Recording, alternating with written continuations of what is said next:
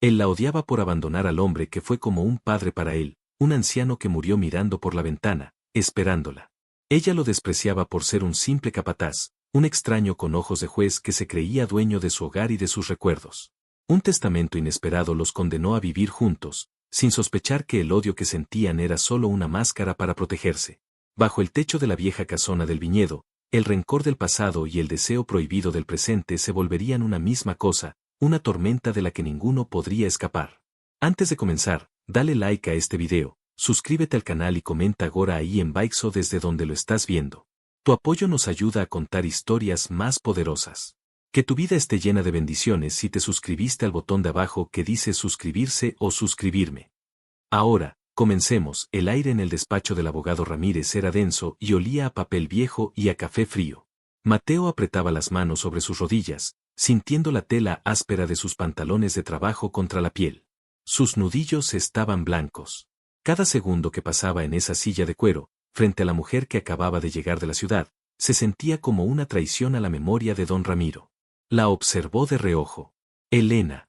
Llevaba un vestido oscuro, elegante y sencillo, que parecía fuera de lugar en el modesto pueblo de Santa Cruz.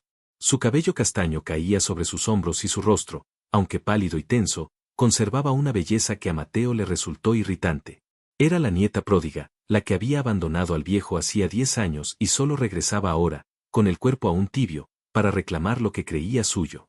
El abogado se aclaró la garganta, rompiendo el silencio. Como saben, don Ramiro era un hombre de palabra y de voluntad firme. Su testamento es un reflejo de su carácter, dijo, y sus ojos se posaron en ambos, midiendo la tensión que se podía cortar con un cuchillo. Mateo solo asintió. Él conocía la firmeza de don Ramiro mejor que nadie.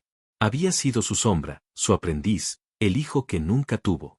Había sostenido su mano en el lecho de muerte mientras el viejo suspiraba un nombre, Elena. Comenzaré con la parte fundamental, prosiguió el abogado Ramírez, desplegando el documento. Dejo todos mis bienes, que consisten en el viñedo Santa Cruz, la casona familiar y los activos líquidos correspondientes, divididos en 2 partes iguales, un 50% para mi fiel capataz y mano derecha, Mateo Rivas, y un 50% para mi única nieta, Elena Torres. A Mateo se le heló la sangre. ¿50%? Había esperado una compensación generosa por sus años de servicio, quizás la pequeña casa del capataz y una pensión, pero la mitad de todo. Miró a Elena y vio en sus ojos la misma sorpresa, aunque teñida de un orgullo que le revolvió el estómago. Ella esperaba ser la única heredera, estaba claro. Sin embargo, continuó el abogado, y su voz adquirió un tono grave, hay una cláusula, una condición inquebrantable que don Ramiro estipuló personalmente. Hizo una pausa dramática. Ambos herederos, Mateo Rivas y Elena Torres, deberán convivir en la casona principal y administrar juntos el viñedo durante un periodo de 1 año completo, a contar desde hoy. Deberán tomar todas las decisiones de forma conjunta. Si uno de los dos decide abandonar la propiedad o se niega a colaborar antes de que finalice el año, perderá automáticamente su parte de la herencia, la cual pasará en su totalidad a la otra persona. El despacho quedó en un silencio sepulcral. Mateo sintió una oleada de ira tan caliente que tuvo que agarrarse con más fuerza a la silla. Era una trampa. Una jaula. El viejo lo había encerrado con la única persona que despreciaba en el mundo. Vivir con él, susurró Elena, y su voz fue un hilo de incredulidad. Miró a Mateo como si estuviera viendo a una criatura salvaje. Pero si yo no sé nada de viñedos. Mi abuelo lo sabía. Precisamente, dijo Mateo con la voz ronca, la primera vez que se dirigía a ella. Su tono era áspero, cargado de resentimiento. Usted no sabe nada. No sabe del esfuerzo, del sudor, del amor que don Ramiro puso en esa tierra. La tierra que usted abandonó. Usted no sabe nada de mi vida ni de por qué me fui, replicó ella, irguiéndose en su asiento, su mirada desafiante. Yo no tengo por qué darle explicaciones a un empleado. La palabra empleado fue como una bofetada. El abogado Ramírez intervino rápidamente. Las condiciones son claras y no son negociables. Don Ramiro quería que el viñedo prosperara, y creía que la única forma era uniendo la sangre y el sudor. La familia y el trabajo. Tienen hasta mañana para mudarse a la casona. A partir de entonces, el año comienza a correr. Si tienen éxito, el viñedo será de ambos. Si fracasan, uno de ustedes lo perderá todo. Al salir del despacho, no intercambiaron una sola palabra. Mateo caminó a grandes zancadas hacia su vieja camioneta, sintiendo la furia vibrar en cada músculo. Se sentía traicionado por el hombre al que más había querido. ¿En qué estaba pensando don Ramiro? ¿Creía que por arte de magia el rencor de años se borraría? Llegó a la casona antes que ella. El sol de la tarde bañaba los viñedos, las hileras de parras que él había cuidado con sus propias manos se extendían hasta donde alcanzaba la vista. Este era su mundo, su hogar. Y ahora tenía que compartirlo. Cuando el taxi de Elena apareció en el polvoriento camino de entrada, Mateo estaba esperándola en el porche, con los brazos cruzados. Se bajó del coche, sacando una maleta que parecía demasiado cara para ese lugar. Se detuvo a unos metros de él, observando la casa como si fuera un recuerdo doloroso. No piense que esto me hace feliz, dijo ella, rompiendo el hielo. Haré lo que sea necesario durante un año para asegurar lo que me pertenece. Después, le venderé mi parte y no volverá a verme jamás. Me parece perfecto, respondió él, con frialdad. Pero mientras esté aquí, no será una invitada. Hay trabajo que hacer. Las uvas no esperan a las princesas de ciudad. Se dio la vuelta para entrar en la casa y, al pasar junto a ella, sus brazos se rozaron. Fue un contacto mínimo, fugaz, pero una extraña corriente eléctrica los recorrió a ambos, sorprendiéndolos. Se detuvieron por un instante, mirándose a los ojos de cerca por primera vez. Mateo pudo ver el cansancio detrás de su fachada de dureza. Elena vio en sus ojos oscuros un dolor profundo, casi tan grande como el suyo. Fue solo un segundo, y luego él se apartó bruscamente, como si se hubiera quemado. Su habitación está al final del pasillo, la que era de los huéspedes. La suya, la que tenía de niña, la convertimos en un almacén hace años, dijo, deliberadamente cruel. Sabía que esas palabras le dolerían. Vio la punzada de dolor en su rostro antes de que ella lo ocultara tras una máscara de indiferencia. Como sea, respondió ella, y entró en la casa, arrastrando su maleta. La primera cena fue un desastre silencioso. Mateo había preparado un estofado sencillo, comida de campo. Elena lo miró con desconfianza antes de servirse una porción pequeña. Comieron en extremos opuestos de la larga mesa de roble del comedor, el mismo lugar donde Mateo había compartido cientos de comidas con don Ramiro. El silencio era pesado, lleno de palabras no dichas. «¿Mi abuelo sufrió al final?», preguntó Elena de repente, con la voz apenas audible. Mateo dejó de comer. Levantó la vista y la miró fijamente.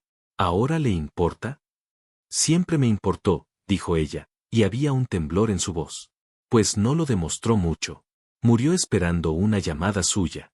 Una carta. Algo». Miraba el camino cada tarde, esperando ver un coche que nunca llegó. Vio cómo las lágrimas asomaban a los ojos de Elena, pero ella las contuvo, apretando la mandíbula. «Usted no lo entiende. No sabe nada». «Ilústreme entonces», la retó él, inclinándose hacia adelante.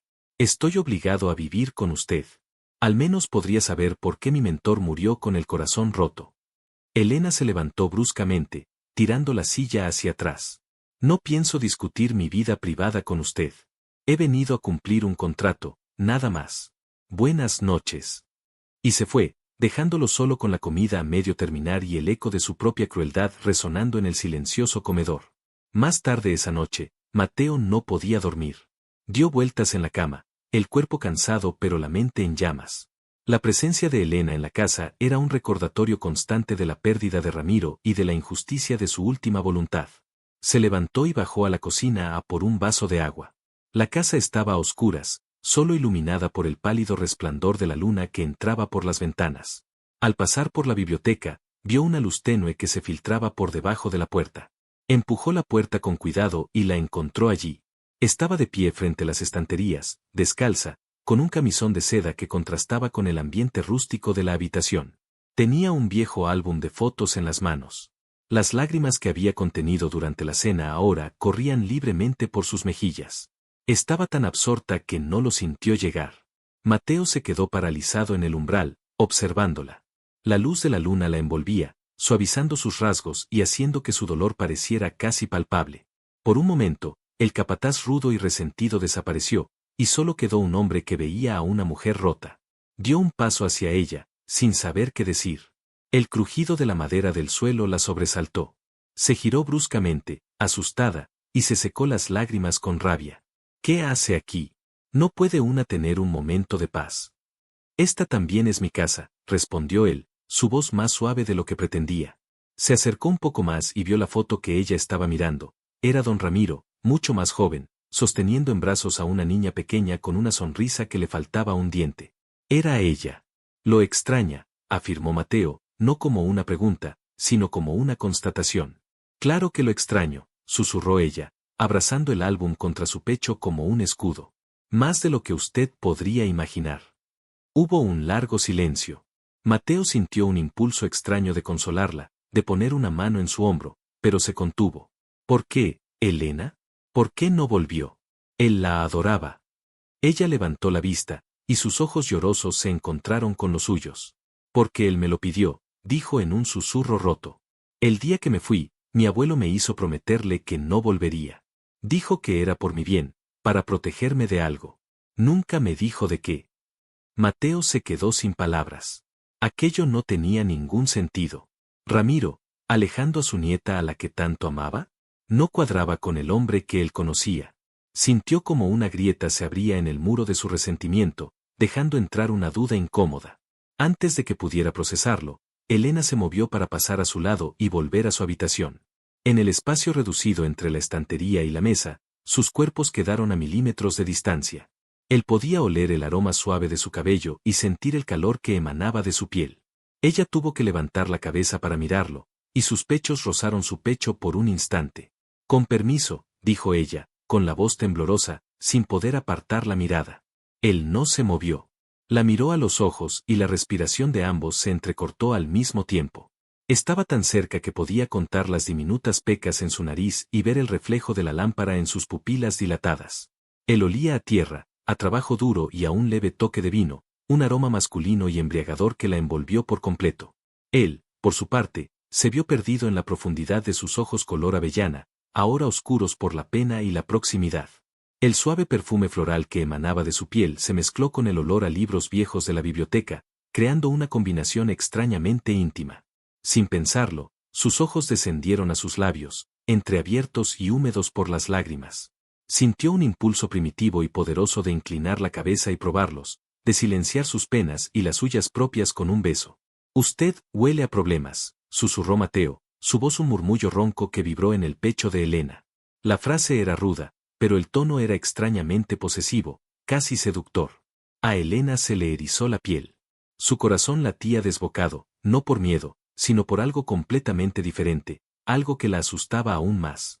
¿Y usted a qué huele?, replicó ella en un susurro desafiante, sin retroceder. Dígamelo usted, la retó él, bajando la mirada a su boca de nuevo, de una forma tan descarada que ella sintió que el aire le faltaba. Se quedaron así, suspendidos en el tiempo, por un latido de corazón que pareció una eternidad. El odio que se habían profesado durante horas se había disuelto, reemplazado por una tensión cruda y palpable que crepitaba en el aire entre ellos. Fue ella quien rompió el hechizo. Con un empujón suave pero firme en su pecho, se abrió paso. No vuelva a acercarse así a mí, dijo, aunque su voz carecía de la convicción que pretendía. Se dio la vuelta y prácticamente huyó de la biblioteca, dejando a Mateo solo, con el corazón martillándole contra las costillas y el fantasma del perfume de ella en el aire. Se pasó una mano por el pelo, frustrado y confundido. La revelación de que Ramiro la había alejado lo había descolocado, pero su propia reacción física hacia ella lo había destrozado por completo. Se suponía que debía odiarla. Y, sin embargo, en ese momento, lo único que sentía era un deseo feroz y desconcertante. A la mañana siguiente, el desayuno fue aún más tenso que la cena anterior. Elena bajó vestida con unos vaqueros y una blusa sencilla, como si quisiera demostrar que estaba lista para el trabajo. Mateo apenas levantó la vista de su plato de huevos. El recuerdo de su encuentro en la biblioteca flotaba entre ellos, denso e incómodo. Hoy comenzaremos con la poda, dijo él bruscamente, sin mirarla. Es un trabajo delicado. Si corta donde no debe, puede arruinar la cosecha del próximo año. Entonces más le vale enseñarme bien, respondió ella, con un deje de ironía. No pienso perder mi herencia por una rama mal cortada. Salieron a los viñedos bajo el sol de la mañana, que ya empezaba a calentar. Mateo la guió entre las hileras de vides, sus botas levantando pequeñas nubes de polvo. Se movía con la seguridad de quien conoce cada centímetro de esa tierra. Para Elena, todo era nuevo. El olor a tierra húmeda, el zumbido de los insectos, la extensión verde que parecía no tener fin. Se sentía como una extraña en su propio hogar. Mateo le entregó unas tijeras de podar y un par de guantes gruesos. Observe, le ordenó. Se paró frente a una de las parras, con movimientos precisos y rápidos, comenzó a cortar los sarmientos sobrantes. Sus manos, grandes y callosas, se movían con una delicadeza inesperada. La vid necesita respirar, explicaba, más para sí mismo que para ella. Hay que quitar lo viejo para que lo nuevo crezca con fuerza. Hay que saber qué sacrificar. Elena lo observaba, fascinada a pesar de sí misma. Había una pasión en la forma en que hablaba de las plantas, una conexión profunda que ella envidiaba. Cuando le llegó su turno, agarró las tijeras con torpeza. Miró la maraña de ramas y no supo por dónde empezar. No, así no, dijo Mateo, impaciente. Se acercó y se paró justo detrás de ella. Su cuerpo era una pared de calor a su espalda. Elena se tensó. Relaje los hombros, le dijo, y puso sus manos sobre los hombros de ella para corregir su postura. Su tacto era firme y la recorrió un escalofrío que no tenía nada que ver con el frío. Luego, su mano derecha cubrió la de ella, que sostenía las tijeras. Su piel áspera contra la suya suave fue un contraste que la hizo contener la respiración. Debe sentir la planta, le susurró al oído, su aliento cálido rozando su piel. Aquí, dijo, guiando la mano de ella hacia un sarmiento específico. Este es débil. Roba la energía de los demás. Hay que cortarlo. Juntos, presionaron las tijeras y la rama cayó al suelo con un chasquido. Elena no había oído ni una palabra de lo que había dicho. Su mente estaba completamente ocupada por la sensación de su cuerpo pegado al de ella, su voz retumbando en su oído y el olor de su piel bajo el sol de la mañana. Se giró ligeramente para mirarlo, sus rostros a escasos centímetros de distancia.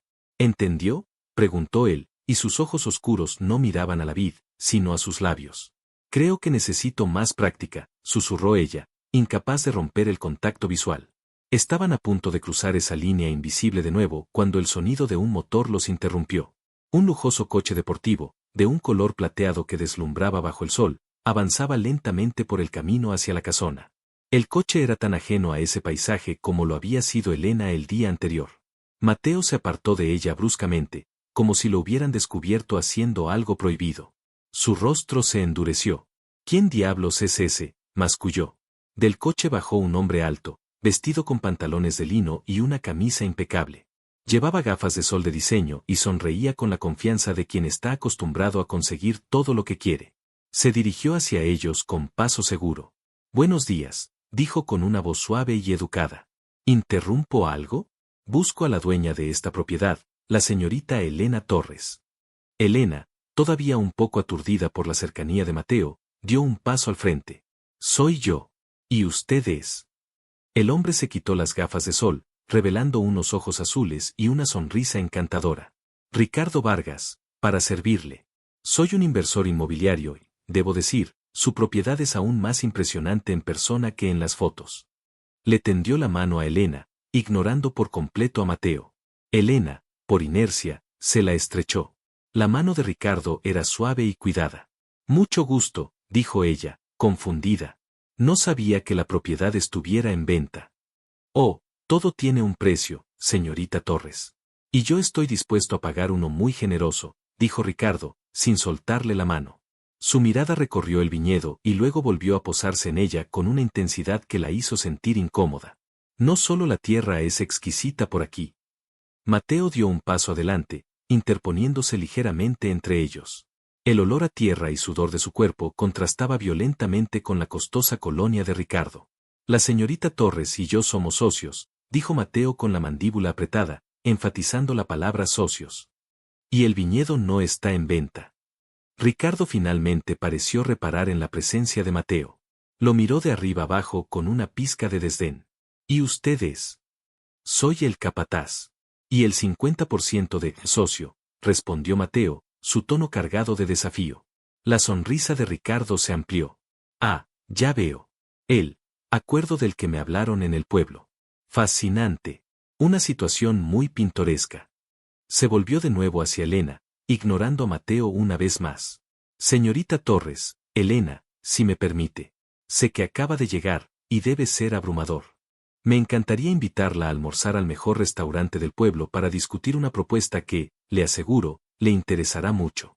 Una propuesta que podría liberarla de situaciones pintorescas y devolverla a la vida que usted conoce y merece. La oferta era tentadora. Un almuerzo, una conversación civilizada lejos de la tensión constante con Mateo. Pero la forma en que Ricardo lo había despreciado, la arrogancia en su voz, le molestó profundamente. Además, la mirada furiosa que le lanzaba Mateo en ese momento le provocaba una extraña y retorcida satisfacción. Le agradezco la oferta, señor Vargas, dijo Elena, soltando finalmente su mano. Pero como mi socio ha dicho, el viñedo no está en venta. Y ahora mismo, estamos muy ocupados con la poda. Quizás en otra ocasión. La sorpresa cruzó el rostro de Ricardo, pero la ocultó rápidamente. Por supuesto. Admiro su dedicación. Pero mi oferta sigue en pie. Estaré alojado en el hotel del pueblo durante unos días. Piénselo. Con otra sonrisa encantadora, se dio la vuelta, subió a su coche y se marchó, levantando una nube de polvo que tardó en asentarse. Cuando el coche desapareció, un silencio pesado cayó entre ellos. Situaciones pintorescas, repitió Mateo con amargo sarcasmo. Así que eso es lo que soy para usted. El rústico que la ata a este lugar. Yo no he dicho eso, replicó Elena, molesta. ¿Pero lo piensa? No mienta. Un tipo como ese le ofrece dinero y una vida fácil en la ciudad y usted casi sale corriendo. Se le notaba en la cara. ¿Y a usted qué le importa?, espetó ella, harta de su actitud. ¿Tiene miedo de que si vendo mi parte, usted pierda su trabajo? ¿O es que le duele que alguien me trate con un mínimo de educación en lugar de gruñirme como a un perro? Cada palabra era un golpe. Se enfrentaron bajo el sol, sus respiraciones agitadas por la rabia. Pero debajo de la ira, Mateo sentía algo más, algo que lo quemaba por dentro. Era la imagen de la mano suave de Ricardo sobre la de Elena, la forma en que la miraba como si fuera un trofeo. Eran celos. Puros, irracionales y violentos. Lo reconoció con una claridad aterradora que lo dejó sin aliento. A mí lo único que me importa es este viñedo, mintió, su voz sonando más dura de lo que pretendía.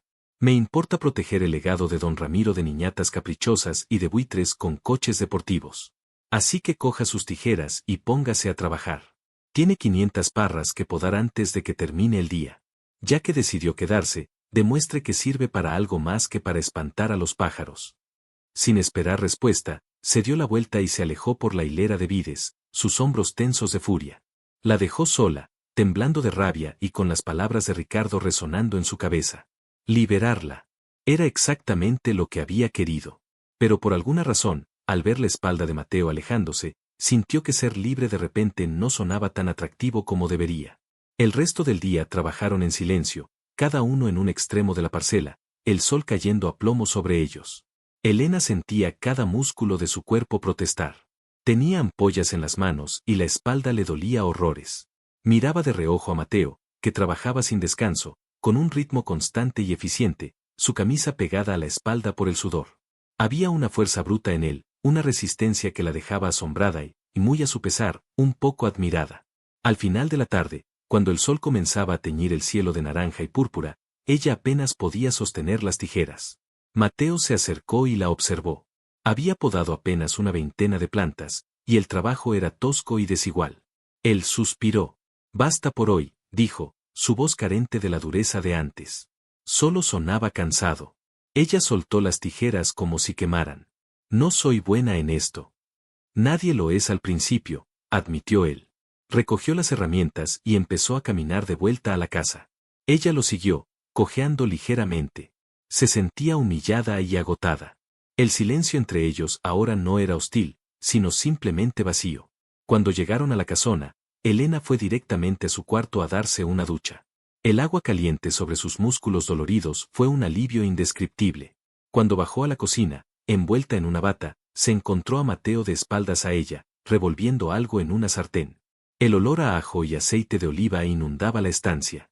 Se detuvo en el umbral, observándolo. Sin la hostilidad del día, parecía diferente.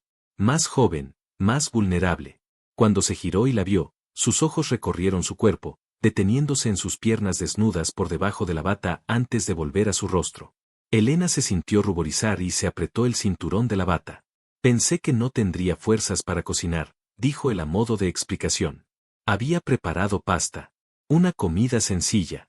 Comieron de nuevo en silencio, pero esta vez era un silencio diferente. Un silencio de agotamiento compartido. Fue Mateo quien lo rompió.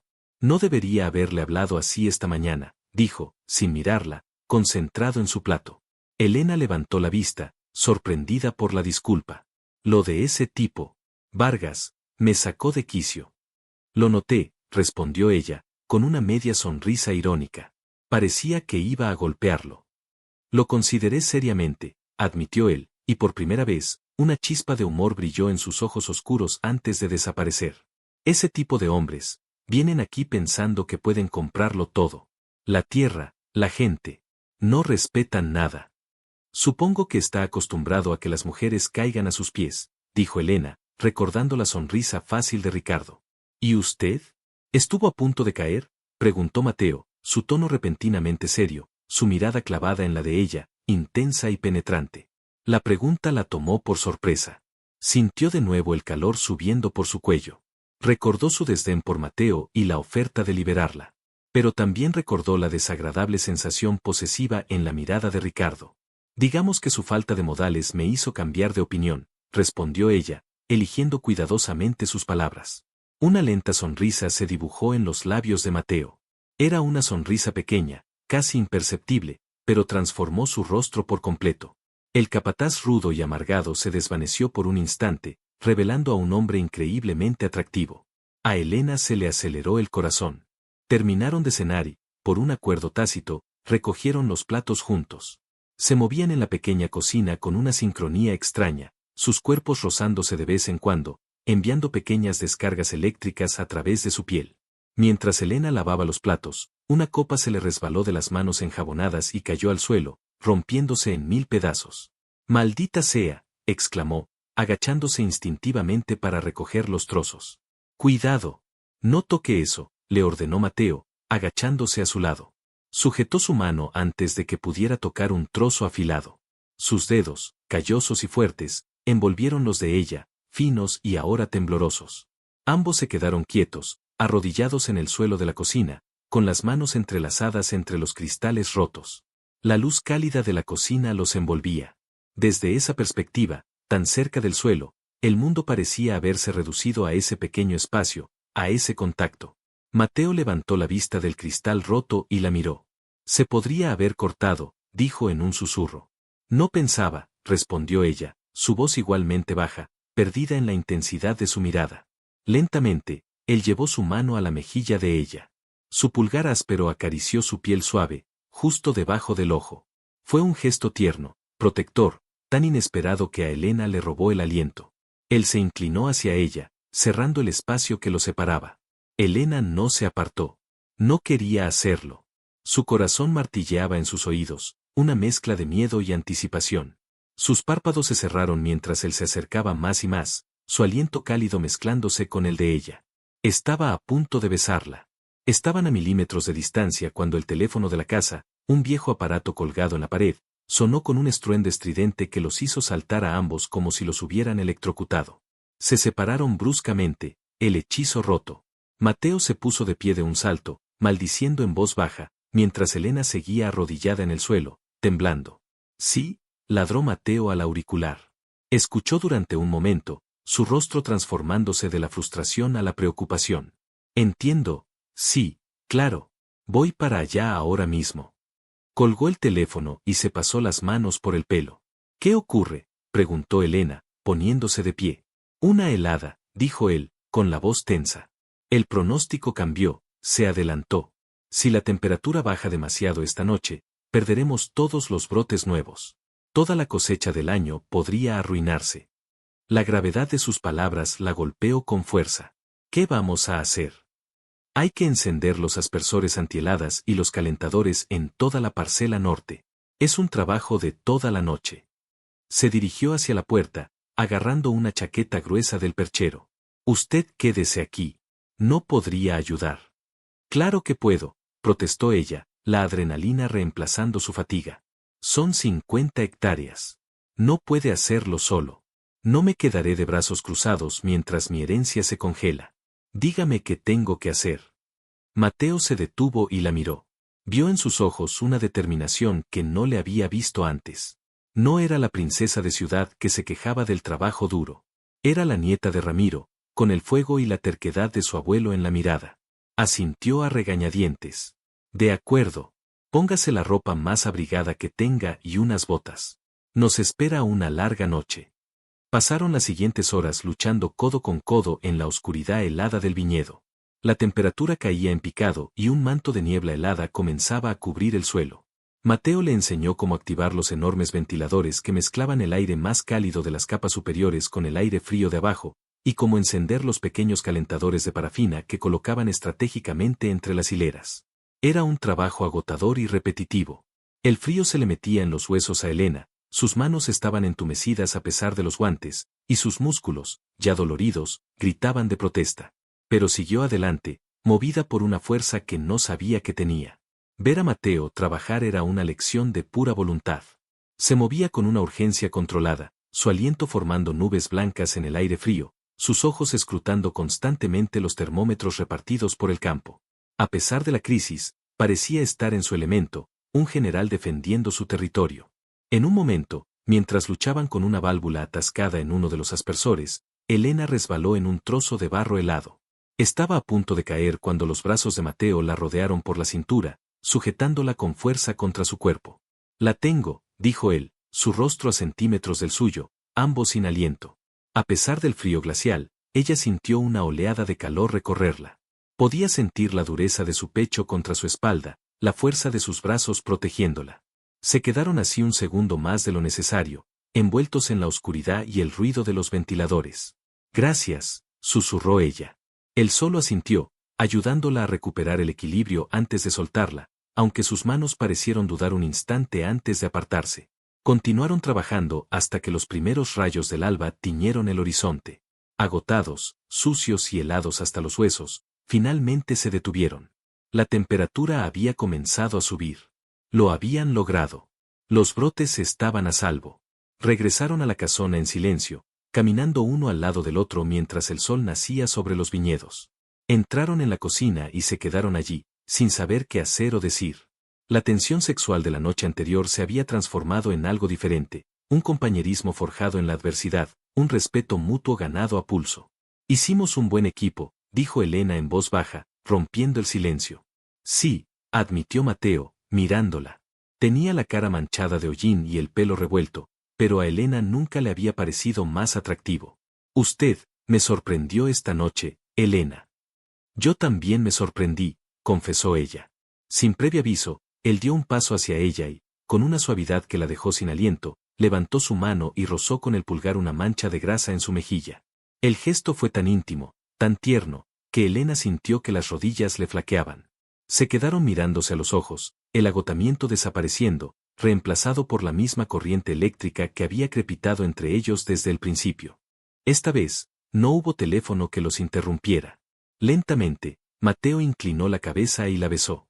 No fue un beso apresurado ni violento, sino tierno y exploratorio, como si tuviera todo el tiempo del mundo. Sus labios eran firmes pero suaves, sabían a café y a la noche fría. Elena le devolvió el beso, una rendición total al sentimiento que había estado creciendo entre ellos. Sus manos subieron para enredarse en su pelo mientras sus brazos la rodeaban, atrayéndola completamente contra él. Era un beso que lo borraba todo, el rencor, las palabras hirientes, el testamento. En ese momento, no eran socios a la fuerza ni enemigos declarados.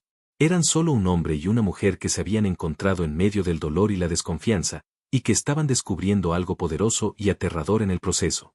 El beso se profundizó, volviéndose más hambriento.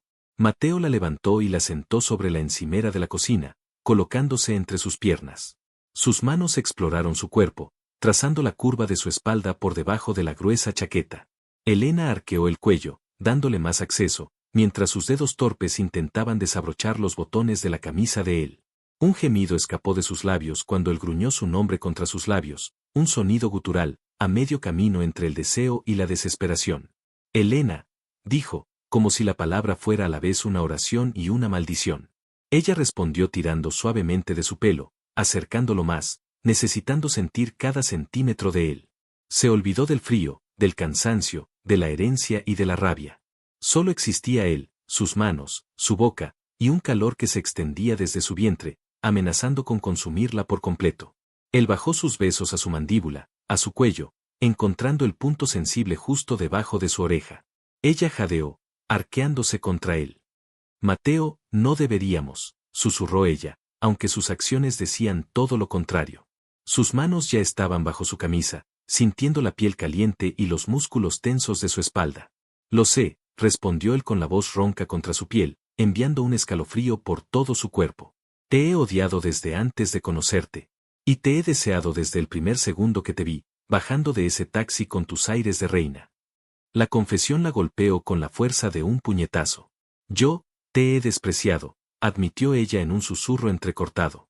He despreciado tu arrogancia, tu forma de mirarme como si no valiera nada.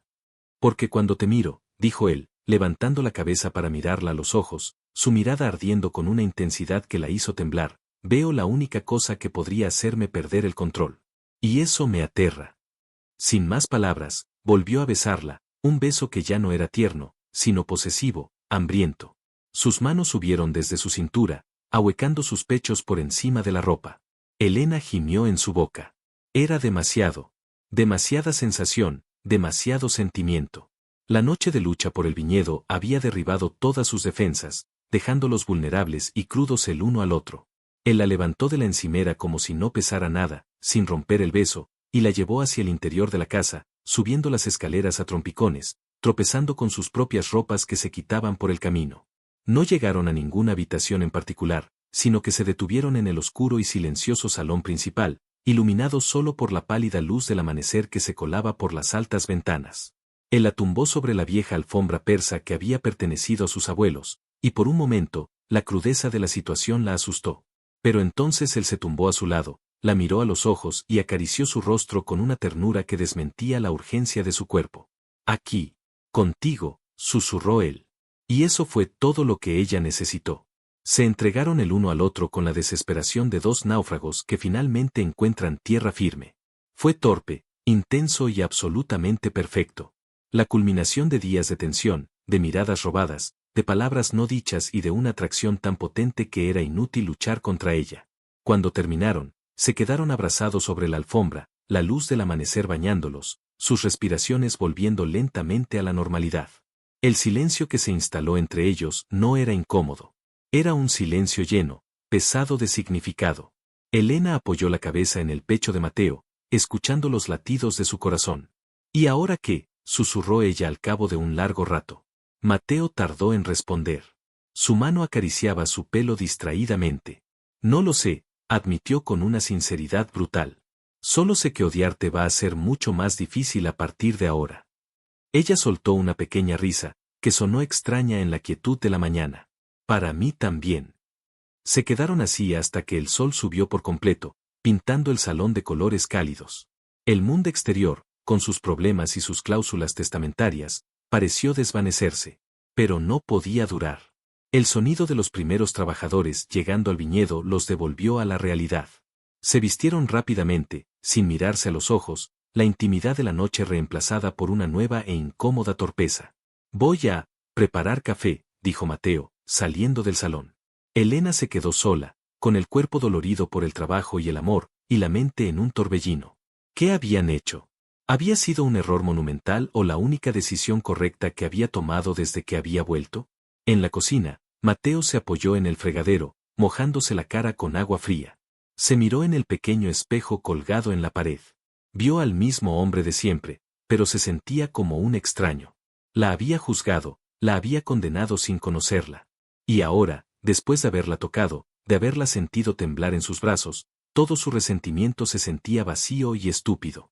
La odiaba porque representaba el abandono que había sufrido Ramiro. Pero, ¿y si se había equivocado?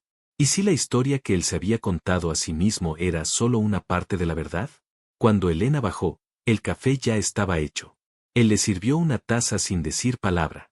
Ella la tomó, sus dedos rozándose por un instante. Sobre anoche, comenzó ella. Anoche, nos salvamos de una helada, la interrumpió él, sin querer ponerle nombre todavía a lo que había pasado entre ellos. Era demasiado frágil.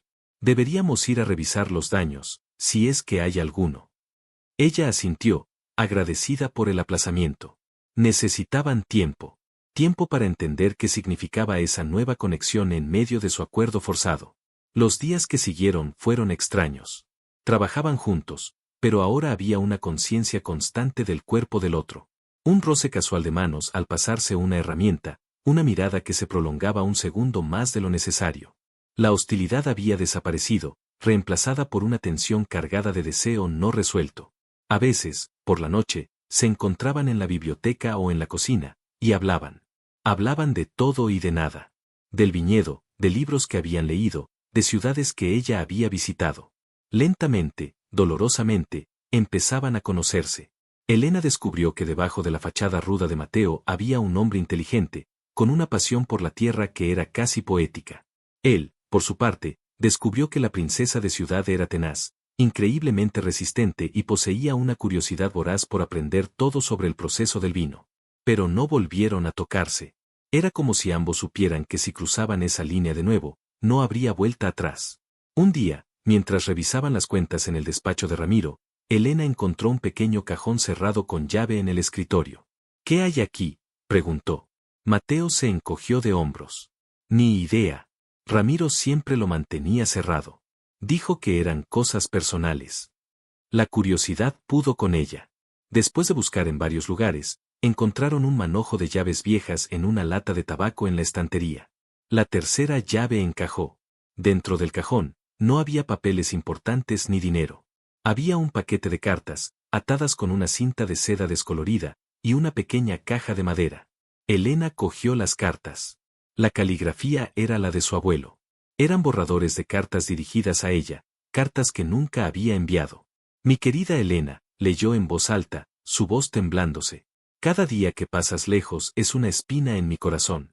Te envié lejos para protegerte, pero temo que al hacerlo te haya perdido para siempre. La codicia de ese hombre no tiene límites. Los Sarmiento no perdonan una afrenta, y temo que quieran cobrarse la vieja deuda usándote a ti. ¿Los Sarmiento?, preguntó Mateo, frunciendo el ceño. Esa familia era dueña de las tierras colindantes. Tuvieron una gran disputa con tu abuelo hace más de 20 años. Perdieron casi todo y culparon a Ramiro. Pero pensé que se habían marchado de la región. Elena abrió la pequeña caja de madera. Dentro, sobre un lecho de terciopelo raído, había una mitad de una moneda de plata antigua, partida de forma irregular. No entendía qué significaba. Antes de que pudieran seguir investigando, el sonido de un coche de lujo volviendo a subir por el camino los interrumpió. Ambos se tensaron. Era Ricardo Vargas. Esta vez no se detuvo en el patio. Condujo hasta el porche como si fuera el dueño del lugar y se bajó del coche. Llevaba un traje caro y una sonrisa que no llegaba a sus ojos. Torres, Rivas, dijo a modo de saludo, entrando en la casa sin ser invitado. Veo que siguen jugando a los granjeros. ¿Qué quiere, Vargas?, preguntó Mateo, poniéndose delante de Elena instintivamente. Vengo a hacerles una nueva oferta, dijo Ricardo, paseando la mirada por el interior de la casona. Una que no podrán rechazar. Verán, he estado haciendo mis deberes. Y he descubierto algunos detalles fascinantes sobre la historia de este viñedo. Detalles sobre viejas deudas, deudas impagadas. La sangre se le heló a Elena en las venas. Miró a Mateo, quien tenía la mandíbula tan apretada que parecía que iba a romperse. Resulta que don Ramiro, en su juventud, le debía una cantidad considerable de dinero a la familia Sarmiento, continuó Ricardo, saboreando cada palabra. Una deuda que nunca se saldó del todo. Los Sarmiento cayeron en desgracia, sí, pero el papel que acredita esa deuda no desapareció. Y adivinen quién lo ha encontrado, y lo ha comprado. Sacó un documento amarillento de su maletín y lo dejó sobre la mesa. Según esto, con los intereses acumulados durante 20 años, ustedes me deben una suma que vale, casualmente, más o menos la mitad del valor de esta propiedad. Tengo dos opciones para ustedes: me pagan, cosa que dudo que puedan hacer, o me ceden el 50% del viñedo. La parte de la señorita Torres, para ser exactos. El ultimátum quedó flotando en el aire, venenoso y asfixiante. Elena se sentía como si le hubieran dado un puñetazo en el estómago. Miró a Mateo, esperando que dijera algo, que negara aquella locura. Pero él estaba pálido, sus ojos fijos en el documento. Así que eso es, dijo Elena en voz baja, la comprensión golpeándola con una claridad brutal. Miró a Ricardo, y luego a Mateo. ¿Por eso mi abuelo me alejó? ¿Estaba protegiéndome de esto? ¿De ellos? Y usted lo sabía. Sabía de esta disputa. No sabía nada de esta deuda, dijo Mateo con la voz ronca, sin apartar la vista de Ricardo. ¿Verdad? Dijo Ricardo con una risa burlona. El fiel capataz, la sombra de Ramiro, ¿no sabía nada del secreto más oscuro de su patrón? Vamos, Rivas. Sé que Ramiro lo crió, que lo protegió. Quizás porque usted también tiene algo que ver en esta historia, ¿no es así? Quizás tiene un apellido que no usa muy a menudo. Mateo se lanzó hacia adelante, un rugido de furia saliendo de su garganta, pero Elena lo detuvo, poniendo una mano en su pecho. ¡Basta!, gritó ella. Miró a Ricardo con todo el desprecio del que fue capaz. «Largo de mi casa». Ricardo sonrió. «Como quieran. Tienen una semana para decidir. O me pagan, o me entregan las escrituras de la mitad de la propiedad. De lo contrario, mis abogados se encargarán de embargarla entera. Disfruten de su tiempo juntos». Se dio la vuelta y se marchó con la misma arrogancia con la que había llegado. Cuando el sonido de su coche se desvaneció, Elena se giró hacia Mateo. Estaba temblando, no de miedo, sino de una rabia helada. «Míreme a los ojos y dígame que no sabe de qué estaba hablando ese hombre», le exigió. «Dígame que no hay más secretos en esta casa». Mateo la miró, y en sus ojos ella no vio una negativa, sino un dolor profundo y un conflicto que la aterraron. Su silencio fue la respuesta más ruidosa y devastadora que podría haber recibido. La confianza frágil que habían construido, la intimidad que habían compartido en el suelo del salón, todo se hizo añicos en un instante. El silencio que dejó Mateo fue más atronador que cualquier grito. Se quedó allí, en medio del salón que había sido testigo de su pasión apenas unas horas antes, y Elena vio como el hombre fuerte, el capataz inquebrantable, se desmoronaba por dentro. Su rostro era una máscara de agonía. El aire se volvió espeso, irrespirable, cargado con el peso de un secreto que lo aplastaba todo. «Dime la verdad, Mateo», repitió ella, su voz ahora un susurro roto, una súplica. «Toda la verdad. Te lo debo a ti y se lo debo a mi abuelo. Y, maldita sea, me lo debo a mí». Él tragó saliva con dificultad, el sonido áspero en la quietud de la habitación. Sus ojos oscuros, que ella había aprendido a leer, a desear, estaban ahora llenos de una vergüenza tan profunda que la hirió físicamente. «Mi nombre», comenzó él, su voz apenas audible, «no es Mateo Rivas. Rivas era el apellido de mi madre». Hizo una pausa, como si forzarse a decir las siguientes palabras le arrancara algo del alma.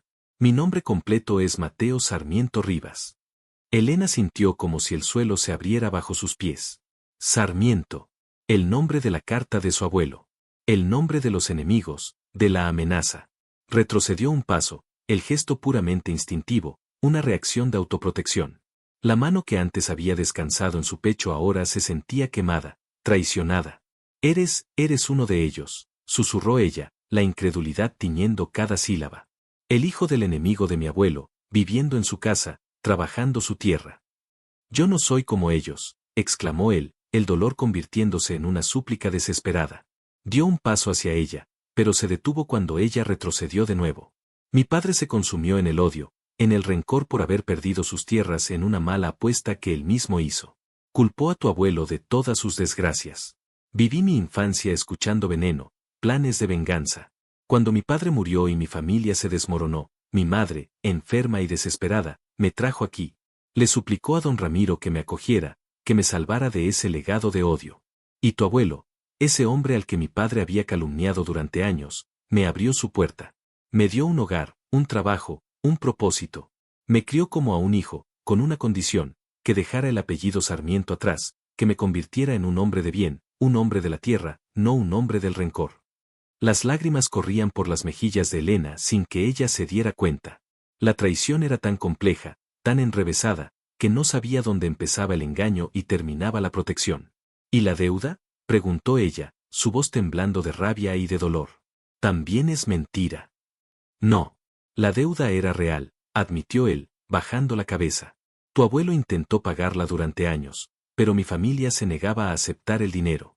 No querían justicia, querían humillación. Querían verlo arruinado.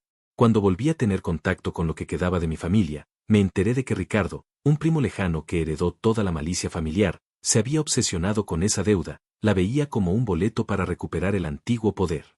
Tu abuelo te alejó para protegerte de él, Elena. Porque Ricardo te veía como la pieza final para su venganza. Si conseguía atraparte, de alguna forma, sentía que podría destruir por completo el espíritu de Ramiro.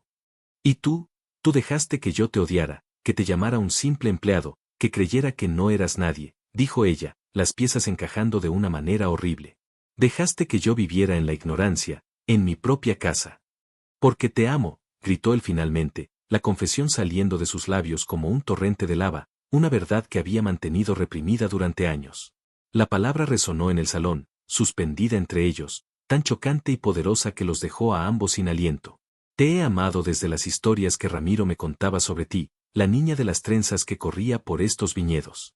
Te odié cuando no viniste a su funeral porque amar y odiar eran lo mismo, eran dos caras de la misma obsesión que sentía por ti. Tenía miedo de que si descubrías quién era, me mirarías con los mismos ojos con los que miras a Ricardo ahora. Con asco. Y prefería tu desprecio por ser un capataz que tu odio por ser un sarmiento. Elena se quedó paralizada, su mente incapaz de procesar el torbellino de emociones. Traición, rabia, dolor y amor. Todo era una maraña indescifrable. Sin decir una palabra más, se dio la vuelta y subió corriendo a su habitación, cerrando la puerta con un portazo que retumbó en toda la casa. Se derrumbó en la cama, sollozando con una angustia que parecía no tener fin. Durante los 2 días siguientes, la casona se convirtió en un mausoleo. Apenas se cruzaban. Compartían el techo, la tierra, los recuerdos, pero un abismo insondable se había abierto entre ellos.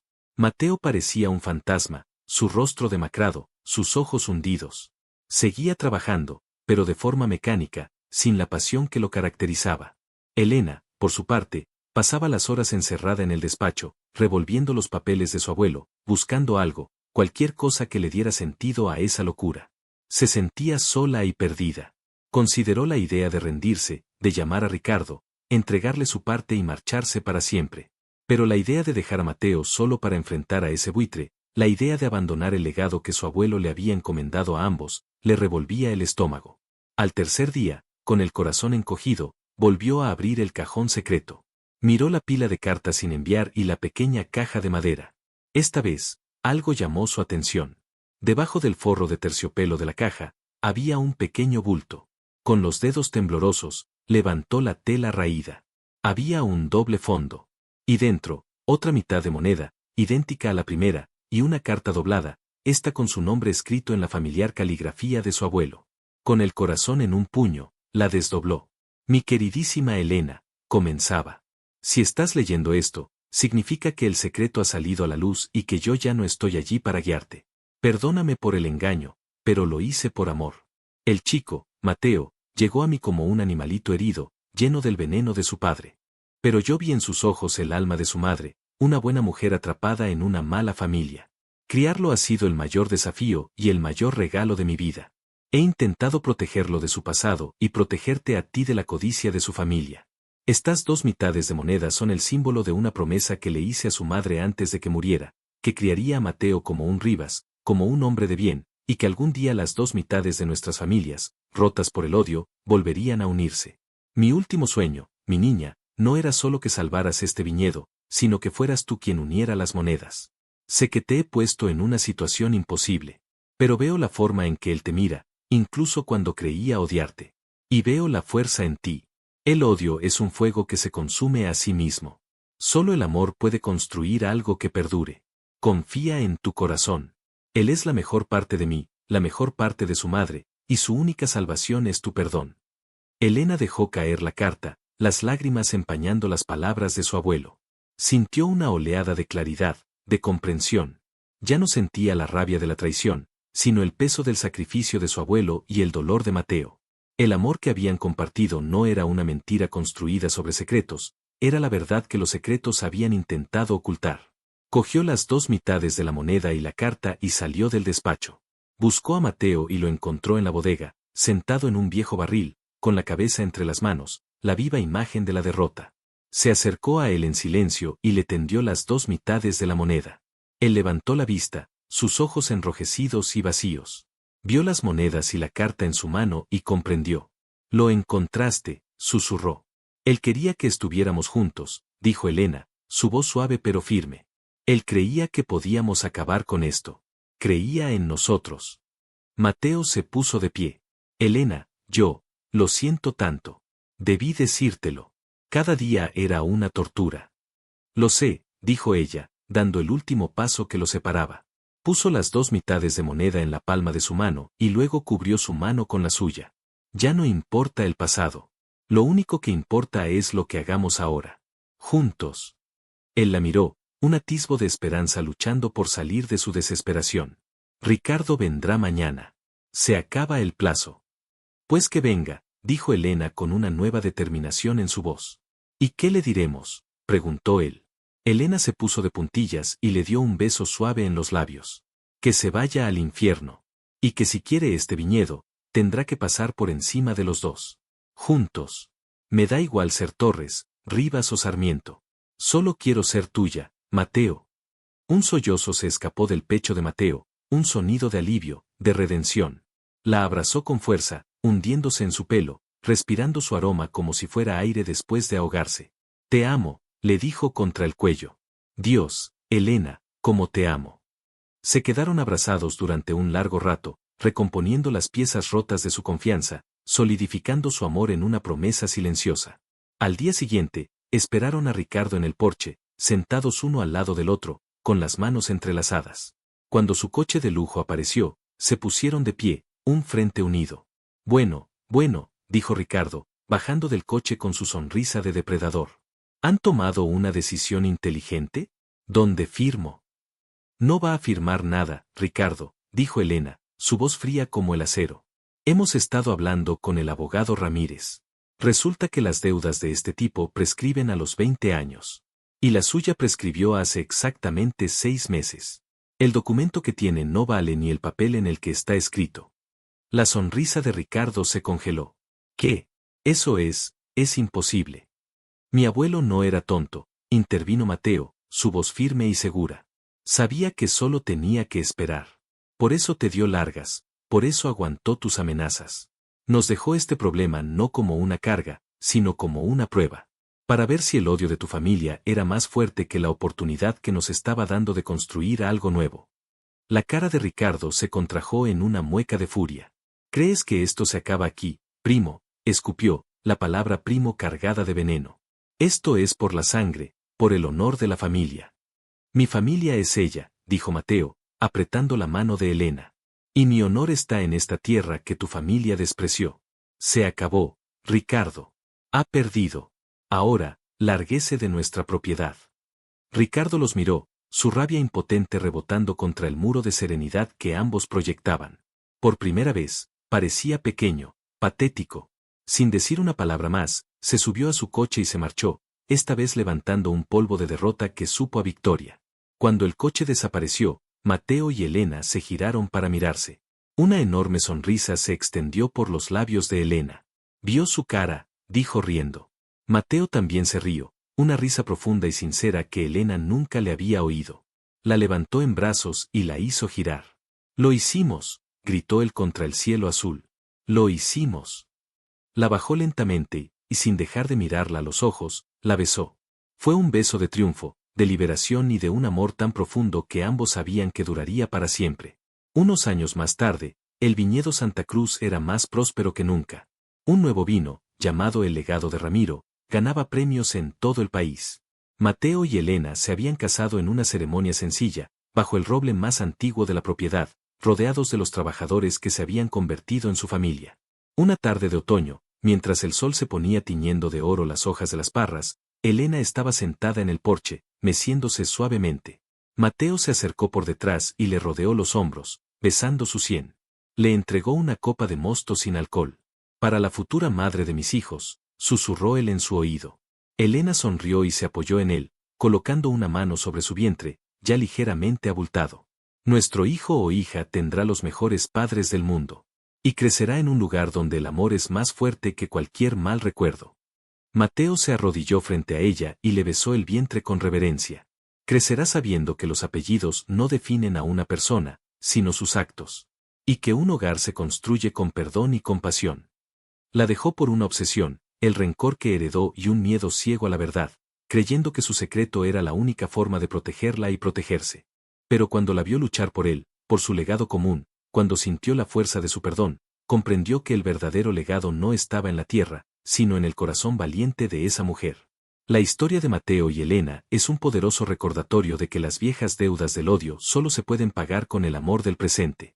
A veces, las segundas oportunidades no son para recuperar lo que perdimos, sino para convertirnos, a través del dolor y la verdad, en la persona que siempre debimos ser, y si te ha gustado, suscríbete al canal.